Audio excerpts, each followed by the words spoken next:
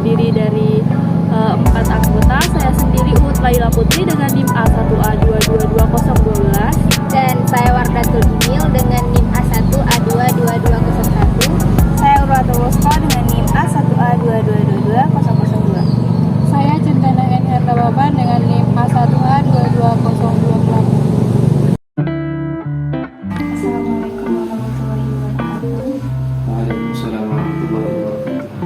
Sebelum perkenalkan, kami dari Universitas Jambi, saya sendiri Urwatul Wusta dari Prodi Pendidikan Hijrah. Kami di sini bermaksud ingin melakukan observasi di Pondok Pesantren Sahabat Dari ini. Sebelumnya boleh Bapak perkenalkan diri terlebih dahulu. Baik, Assalamualaikum warahmatullahi wabarakatuh. Nama saya Muhammad Jarwan. Saya salah satu guru di Pondok Pesantren Sahabat Dari.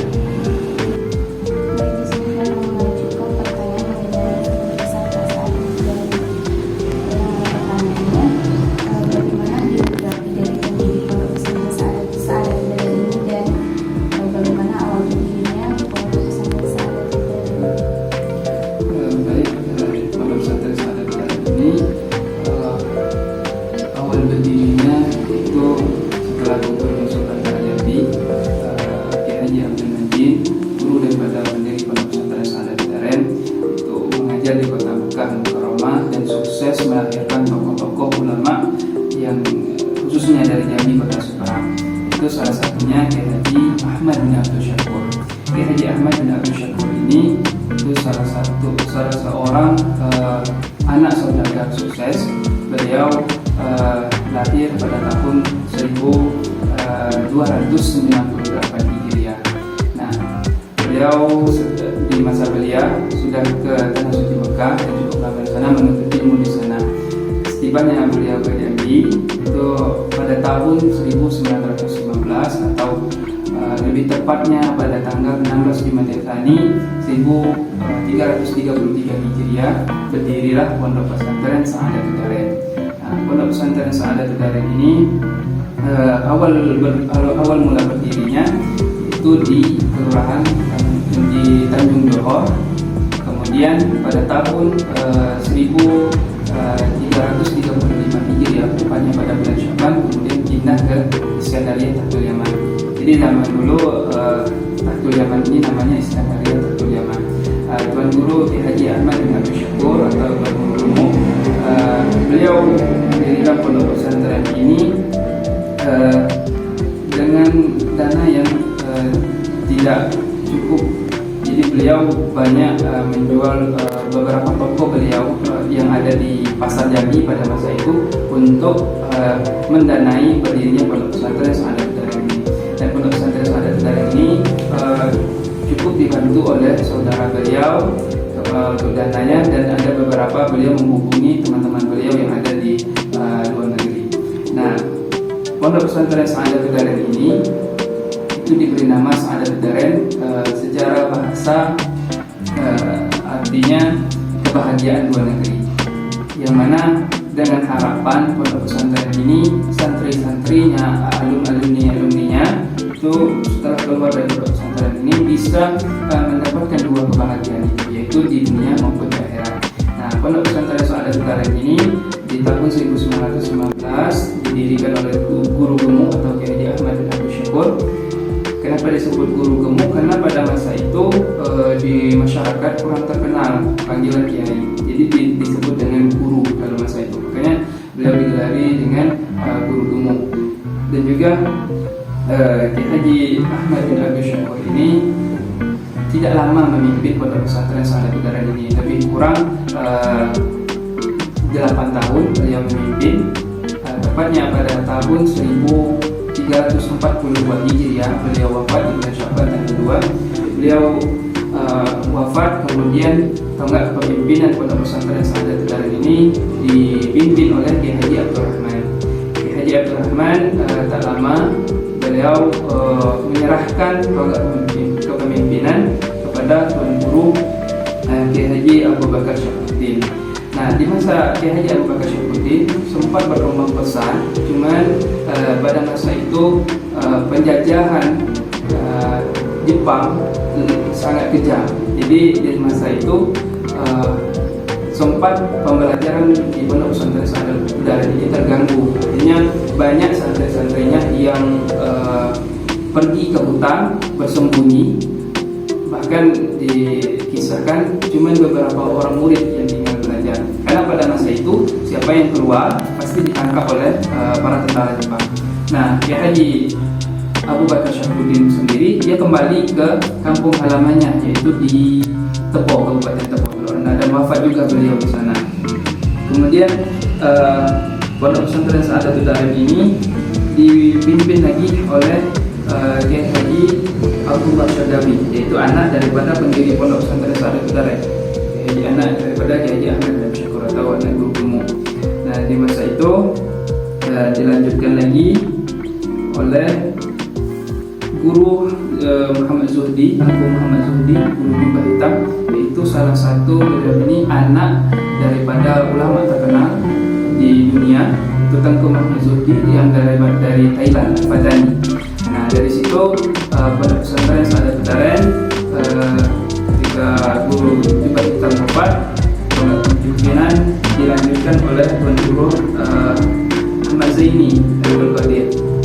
Dan tidak cukup lama Tuan Guru Zaini Abdul Qadir ini, beliau juga belajar di Mekah.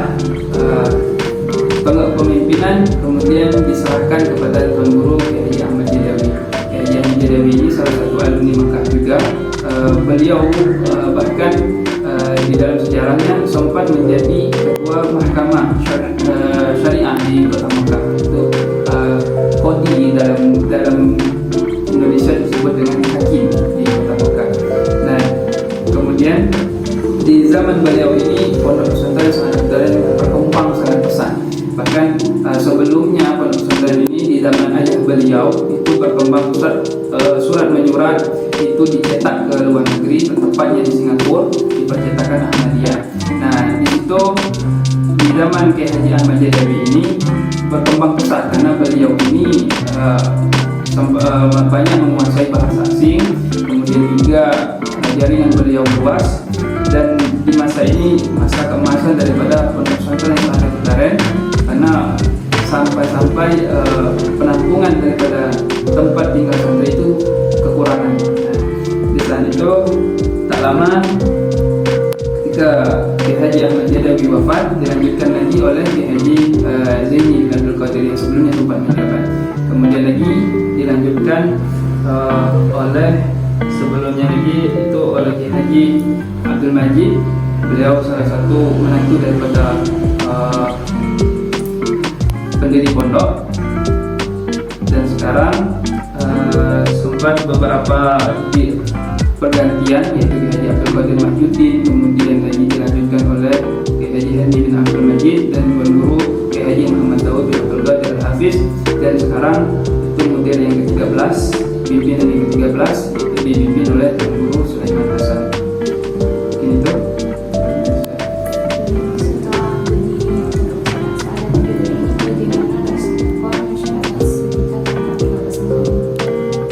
Untuk respon dari segi ekonomi berkembang pesat karena banyak santri yang datang dari daerah-daerah itu menuntut ilmu di Tahtul Yaman.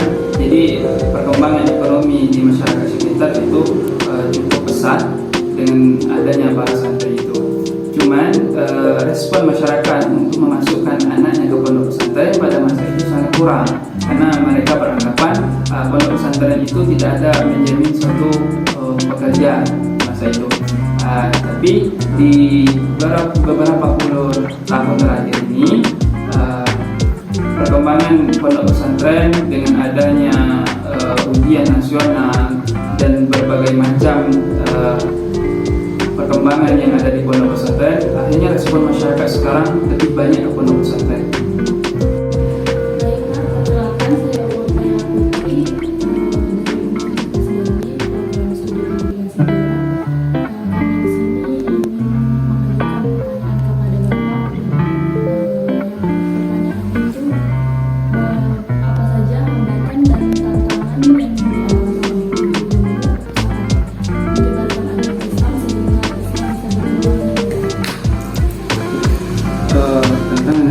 hambatan bagi guru gemuk mungkin bisa teratasi atau terbantu oleh rekan-rekan beliau, di mana pada saat itu di saat awal berdirinya Pondok Pesantren Sa'adat Darul ini khususnya di masa itu di tahun 1915 atas persatuan daripada beberapa murid Kiai Abdul Majid Jambi, maka terbentuklah suatu perhimpunan yang bernama Perhimpunan Tamarrukul Insan.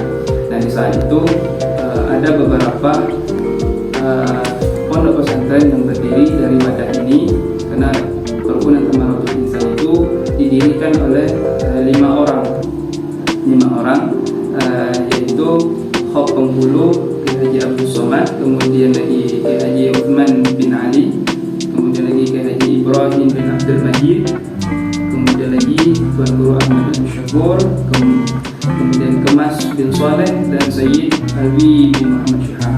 Nah, dari Perhimpunan Tamarrukul Insan ini pada saat itu berdirilah beberapa pondok pesantren, yaitu 4 pondok pesantren.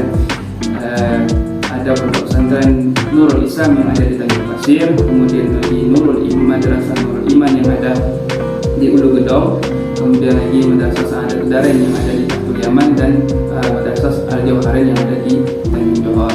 Mungkin hambatan guru gemuk pada masa itu bisa terbantu dengan adanya persatuan daripada murid Kiai Haji Abdul Majid Jambi. Di masa itu, di saat masih Belanda menjajah Jambi, mungkin itu yang menjadi hambatan. Bahkan Pondok Pesantren Sa'adatul Darul ini sempat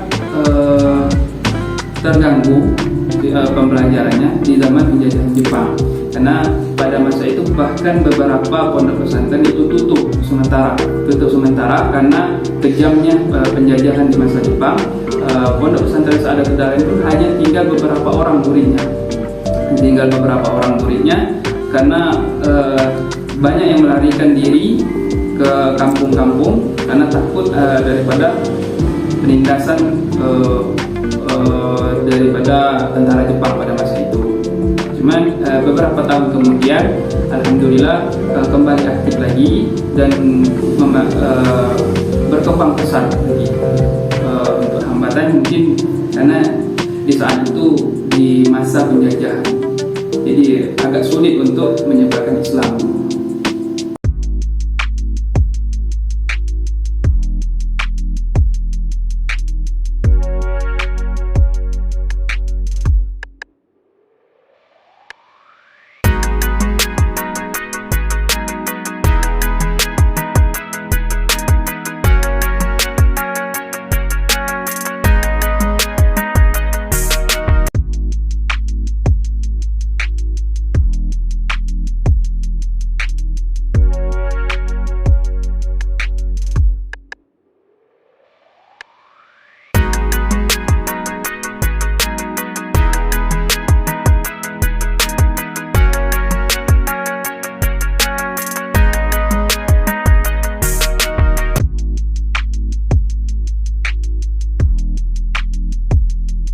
Itulah hasil observasi dari kelompok kami. Terima kasih sudah menyaksikan. Bye bye.